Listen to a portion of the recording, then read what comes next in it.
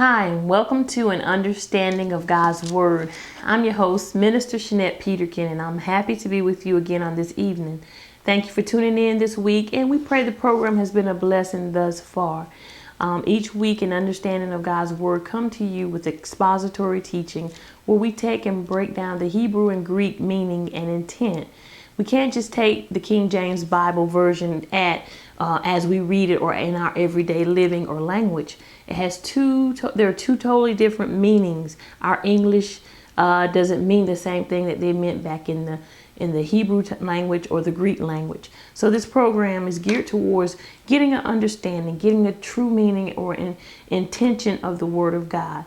So today I do appreciate you tuning in, and we're going to pick up where we left off. Last week we talked about the engrafted word, receiving the engrafted word, which is able to save the soul.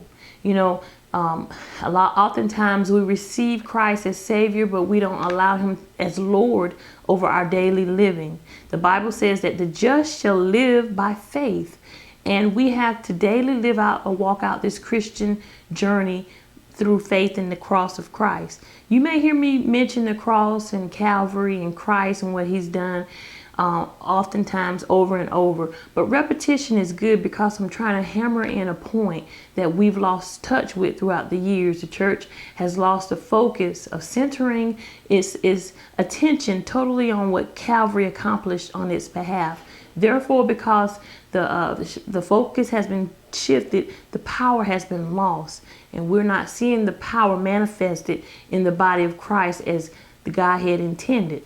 So this week we're going to talk about having zeal but without knowledge. You can be sincere but yet sincerely wrong. You can be a preacher or a believer on fire for the things of God, but if you don't have a knowledge or a working knowledge and understanding of who Christ is and what He did on your behalf, then you can go into great error. And there are great godly men who have turned into error. Like I said, you can be sincere but yet sincerely wrong. So God intends for us to get knowledge, get wisdom, get understanding. And so before we get started, let us open up in prayer. Father, we come tonight to say thank you. We thank you for this program, and we pray that your word will be explained to where everyone can understand it. Help us to simply explain your word and expound on your word as you see fit. In Jesus' name we pray. Amen. All right. Tonight we're going to come from, first of all, John chapter 6, verse 16. Before we go there, we're going to jump to Luke chapter 8, verse 18.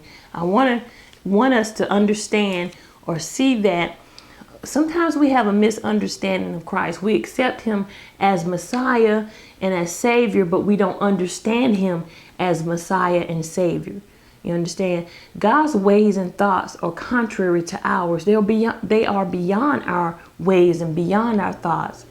And we have the habit of thinking that try to put God on our level, which He did come down to identify with us, but He came to make us His workmanship. We are created for His glory. We have no right to dictate to God on what to do. We are in His kingdom, and God uses us as He see fit. But the problem is with many of us is that we try to deal with God based upon our knowledge. And sometimes our knowledge is church tradition, our upbringing, our own perceptions, our miscalculations about God. And when we get saved, those things are supposed to be surrendered unto Him. We're supposed to cast our care. We're supposed to come to God fully committed, surrender. Lord, I'm yours. I get rid of my selfishness. I get rid of my self-righteousness. And we're supposed to come blank before God, allowing Him to teach us His ways. So the Holy Spirit who is in us, those of us that are believers, He is the correcting power. He comes to correct what Adam and Eve had corrupted. And that's our sinful nature. Once we get saved, our sinful nature is in us, but it's not active. That's the purpose of the cross. It is to nail the sinful nature and to render it helpless. So in essence, the sinful nature is unplugged. It no longer produces or pumps unrighteousness. It's not supposed to. Now, if you don't have a proper understanding of the cross and understand that you are nailed with Christ and your life is hidden with him, your passions, your lust, and that sinful nature is nailed. If you don't understand that as a Christian, then you will operate based upon your lust and your desires. This is why as Christians, we lust after the opposite sex when we're married, or we're wanting things that don't belong to us. It's because we have allowed the sin nature to rule us, or the flesh to rule and govern our lives. Not understanding the cross, in Romans chapter 7, you see where the Apostle Paul says that the things I don't want to do, I'm doing, and the things I do want to do, I end up not doing them. It's simply because at that time, not when he wrote the book, but there was a time in Paul's life where he struggled, not understanding the purpose of the cross. And when we go down to Romans chapter 8, you see where he says, I thank God through Christ Jesus. For the law of the Spirit of life in Christ has freed me from the law of sin and death. You understand?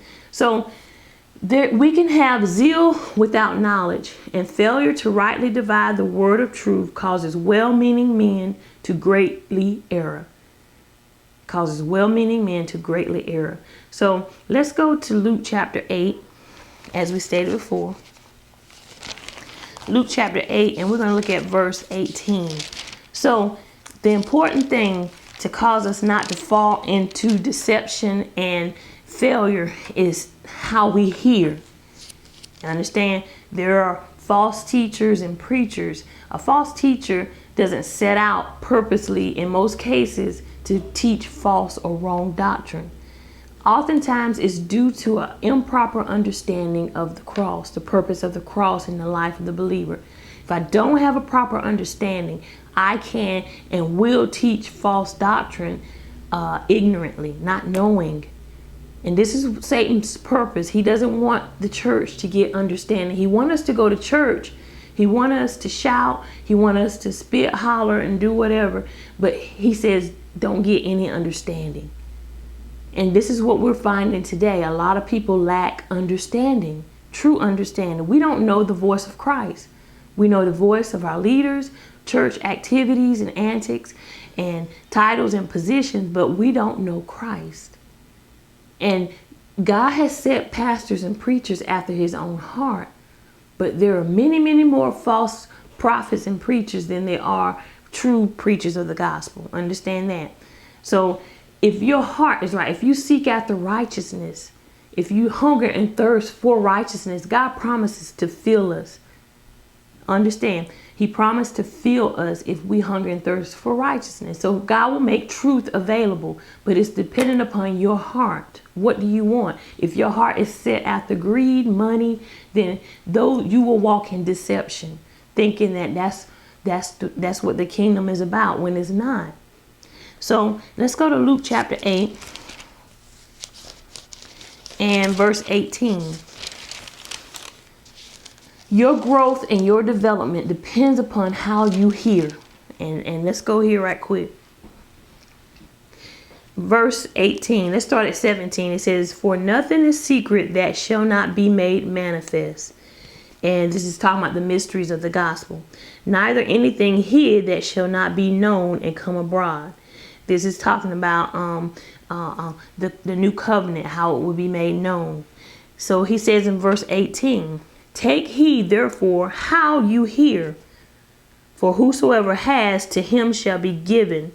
And whosoever has not, from him shall be taken even that which he seems to have.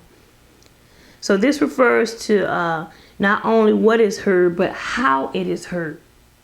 How it's heard. So there are preachers who preach error, but use the same Bible. Understand what I'm saying? Let me read to you the Greek definition of the words take heed. Take heed in the Greek means to know by experience, to perceive, to understand. So he says, take heed how you hear. Not only what you hear, but how you hear it.